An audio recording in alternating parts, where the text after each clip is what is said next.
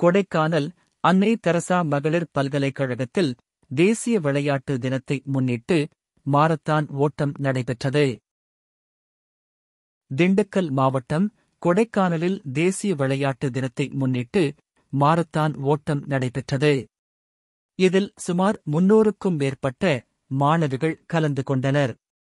இதில் பல்கலைக்கழக துணைவேந்தர் கலா மற்றும் தனியார் அமைப்பை சேர்ந்தவர்கள் கொடியசைத்து உடல் நலத்தை பாதுகாக்க உறுதிமொழி எடுத்து மாரத்தான் ஓட்டத்தை துவங்கி வைத்தனர். இந்த மாரத்தான் ஓட்டமானது வில்பட்டி பிரிவு பகுதியில் இருந்து துவங்கி அட்டவம்பட்டி வழியாக பல்கலைக்கழகத்தை சேர்ந்த மாணவிகள் சுமார் 3 கிலோமீட்டர் தூரம் ஓடி மாரத்தான் ஓட்டத்தை நிறைவு செய்தனர். மேலும் மாரத்தான் ஓட்டத்தில் வெற்றி பெற்ற பல்கலைக்கழக மாணவிகளுக்கு சான்றிதழ் மற்றும் பதக்கங்கள் வழங்கப்பட்டது.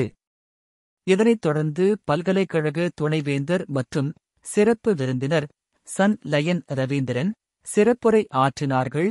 குறிப்பாக அனைவரும் உடல் நலத்தை பேணுவதில் அக்கறையுடன் இருக்க வேண்டும் என்றும், மேலும் அதிகாலையில் எழுந்து படிக்க வேண்டும், அதேபோல உடற்பயிற்சி மேற்கொள்வதில் ஆர்வம் காட்ட வேண்டும் என்றும் மாணவர்களுக்கு எடுத்துரைத்தனர். இந்த மாரத்தான் ஓட்டத்தில் பல்கலைக்கழக மாணவிகள், பேராசிரியர்கள் உள்ளிட்ட ஏராளமானோர் கலந்து கொண்டனர். நைட்டு லேட்டா தூங்குறதும் காலையில சீக்கிரம் எந்திரிக்காம இருக்கிறது ஒரு காரணம். இன்னொரு காரணம் நம்ம கண்டிப்பா ஒரு நாளைக்கு 5 கிலோமீட்டராவது நடக்கணும்.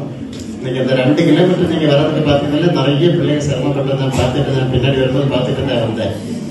ஸோ நம்ம ஒரு நாளைக்கு ஒரு 5 கிலோமீட்டர் நடக்கணும், 1 மணி நேரம் எக்ஸசைஸ் பண்ணணும். அப்பதான் உடம்பு நல்லா இருக்கும்.